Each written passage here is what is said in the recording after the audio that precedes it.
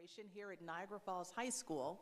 I'm Claudine Ewing from Channel 2 News on your side in Buffalo, and once again, it is my pleasure to be here in Niagara County again.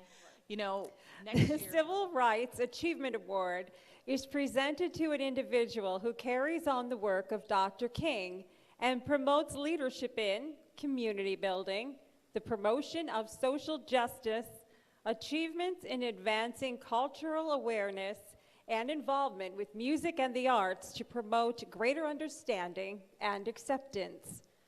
Our recipient tonight embodies all of these qualities and more. Please welcome Lana Benetovich, the Executive Director of National Federation of Just Communities of Western New York, to present the Civil Rights Achievement Award to...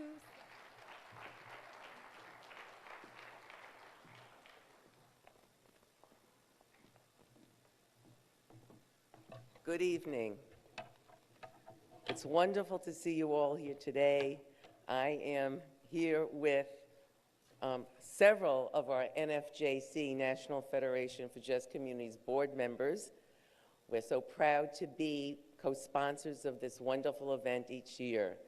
But Rev Craig Pridgen, who you all know is one of the jewels in Niagara County and also a jewel in Erie County, and a dear board member, is here to help present this award to me, for me, to Saladin, who knows him very, very well, admires him, and I am very proud and honored to have our Reverend say the best words possible.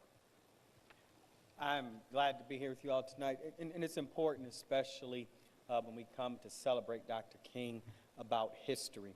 And I know a lot of folks always want to talk about the future and that, but if you don't go back to understand why we are here tonight, then it means absolutely nothing.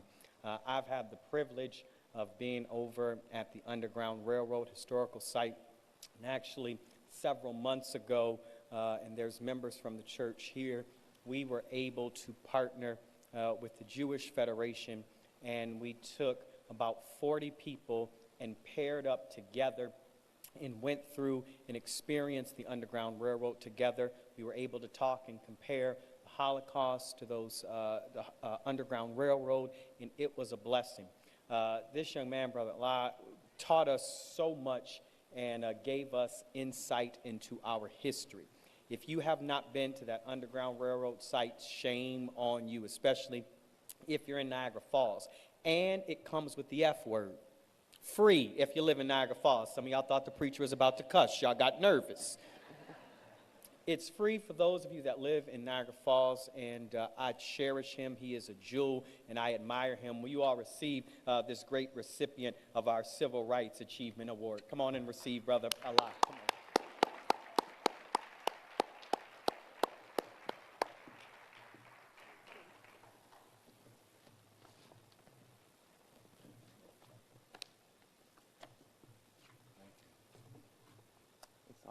Privilege and honor to give you something. As a member of the Jewish Federation, I thank you for opening the doors and opening our minds and having us part of history together. Thank you.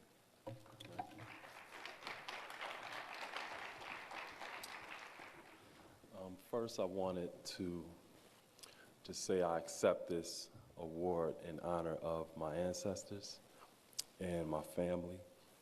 My family in particular, because they laid the proper foundation for me to understand the importance of legacy, as well as adding on to that legacy that was laid before us.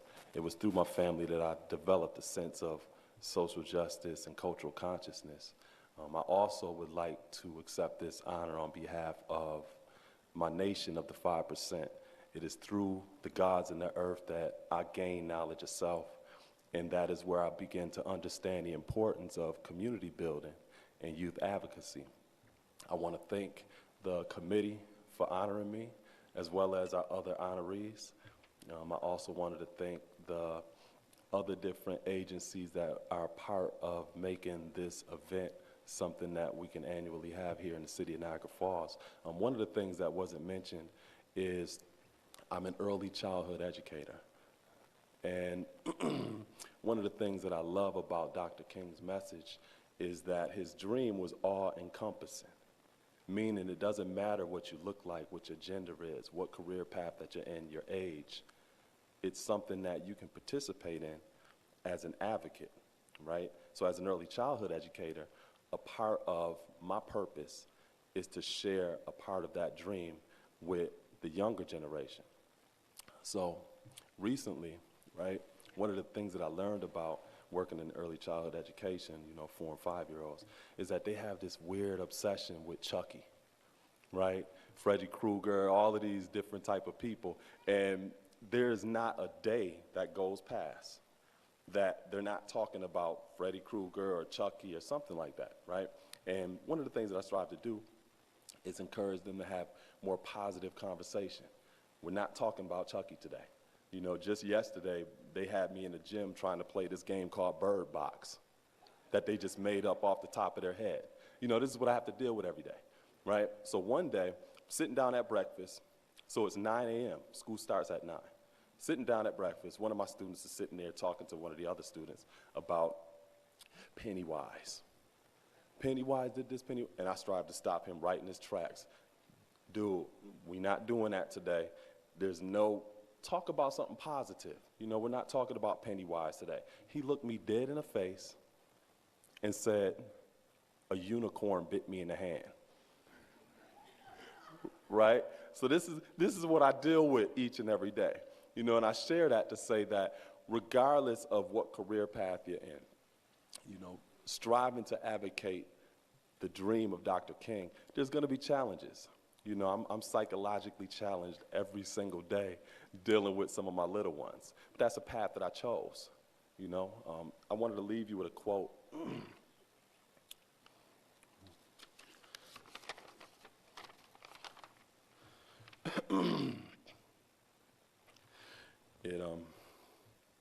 I must confess that the dream that I had that day has, in many points, turned into a nightmare. Now, I'm not one to lose hope. I keep on hoping. I still have faith in the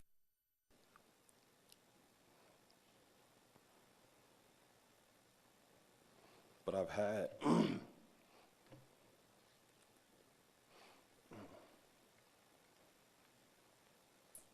I've had to analyze many things over the last few years.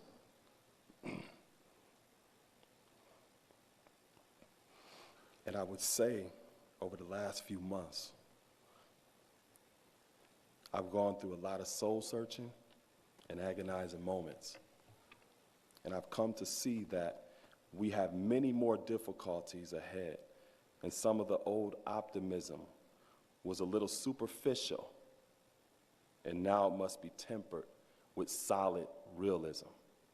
Those are the words of Dr. King 3.5 years after his I Had a Dream speech. Many of you don't know about that. All you hear is the I Have a Dream speech. But he was saying 3 years later that some people have turned that dream into a nightmare. 11 months later, he was assassinated. One of the things that I share with people is wherever you see the absence of anything, realize that that absence of anything is your evidence of opportunity. Especially those of you who are young in this audience. Whatever you don't see is your evidence of opportunity to create something. Thank you.